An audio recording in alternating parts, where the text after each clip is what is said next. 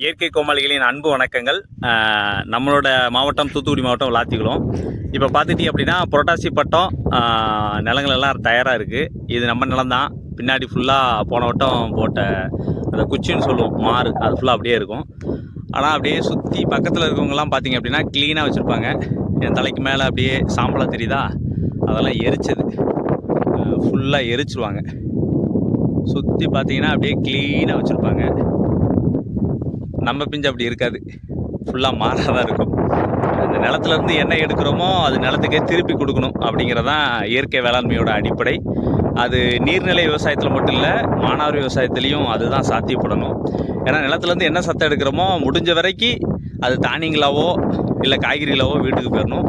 இந்த மாதிரி குச்சி குருமா மாறாக இருக்குது அப்படின்னா அது மண்ணுக்கே கொடுத்து மக்க வைக்கணும். அதுதான் நம்ம இயற்கை வேளாண்மையோட அடிப்படை. நன்றி, வணக்கம்.